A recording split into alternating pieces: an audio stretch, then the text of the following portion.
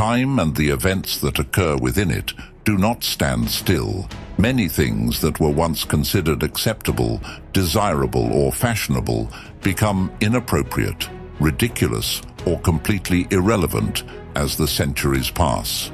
These metamorphoses can be traced by studying the history of cinema, from the black and white footage of Charlie Chaplin to the super-technological, three-dimensional scenes of Avatar. Changes are also evident in the evolution of navigational devices, from the compass, sextant, and astrolabe to modern GPS navigators. Astronomy was not spared. In particular, ideas about certain celestial bodies have changed dramatically over the centuries of research.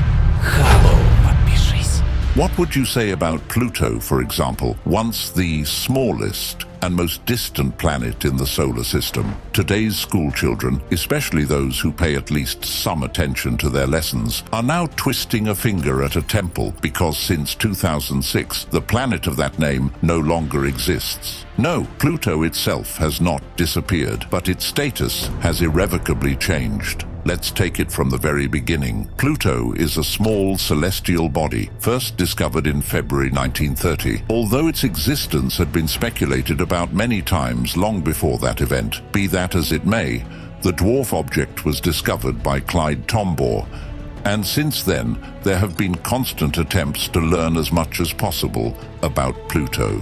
By the way, the planet could have been called something completely different, Percival or Zeus, but Venetia Burney, a schoolgirl from Oxford, rightly decided that the name of the Greek god of the underworld was best for such a cold and dark world.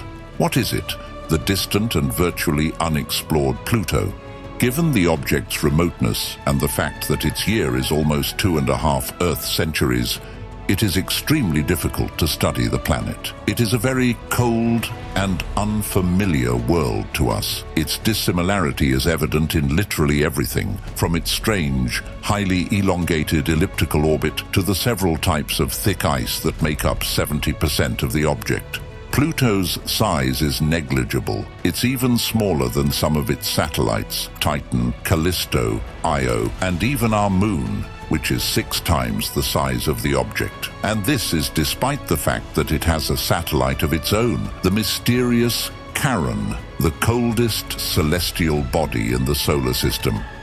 Pluto has 4 other companions, Hydra, Nix, Kerberos, and Styx, whose names are also associated with the underworld. The area of Pluto is minuscule. It is slightly larger than the size of Russia, only a few 100,000 square kilometers. The icy crumb has its own atmosphere, albeit a very thin, rarefied. And the only Earth vehicle that saw the object up close was the New Horizons. It would seem that we have a classic planet in front of us, but 14 years ago, there was an event that greatly shook the authority of the celestial body and expelled it from the honorary cohort of members of the solar system. On 24th August 2006, the International Astronomical Union gave a clear definition of the term planet for the first time, after which Pluto lost its title forever.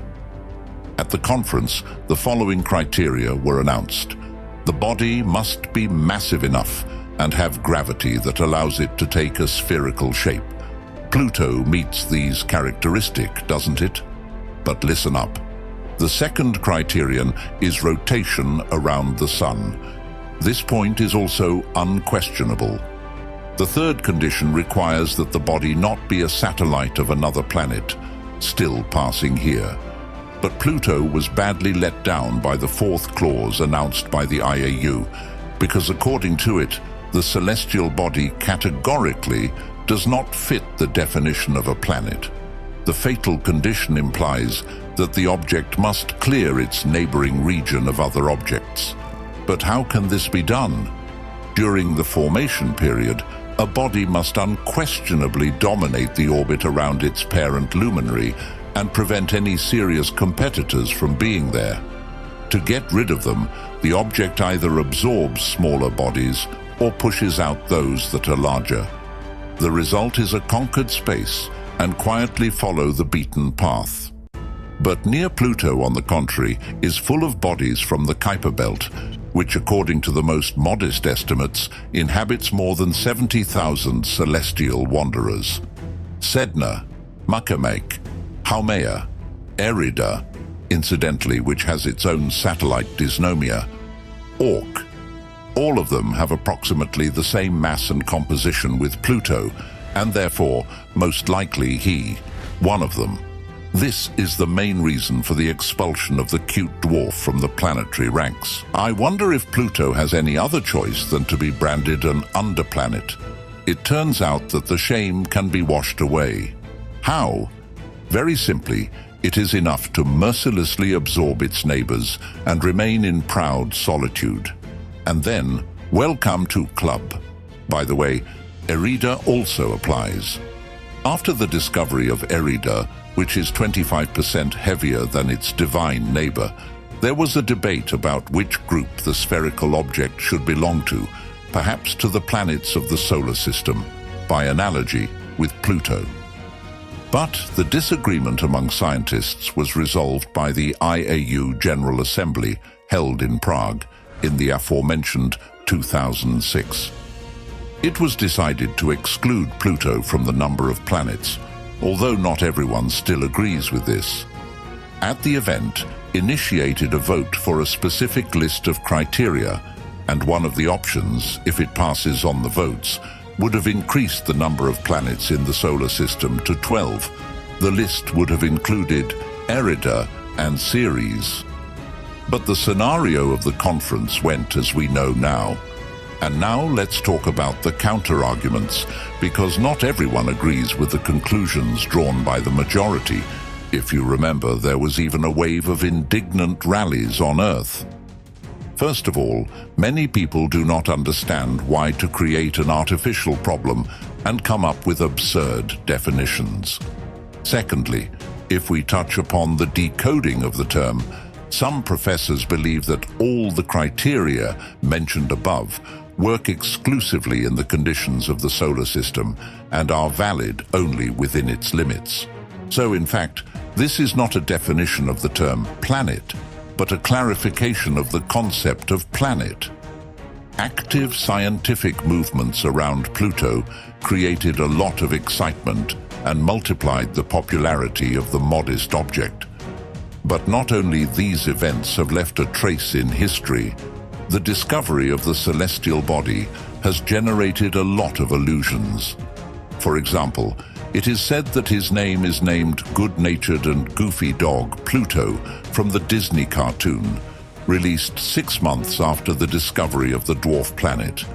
And in 1943, the American chemist Glenn Seaborg called the newly discovered element plutonium. Which camp do you belong to? Have you come to terms with Pluto's new status, or do you still stubbornly think it's a full-fledged planet? Leave your answers in the comments, and at the same time, put your likes if the video was to your liking. The main thing, don't forget, the more likes you put, the more active you are, the faster the new video will be released. And if we collect 35,000 big electronic thumbs up, I'll release a new very, very interesting issue right away. So don't switch.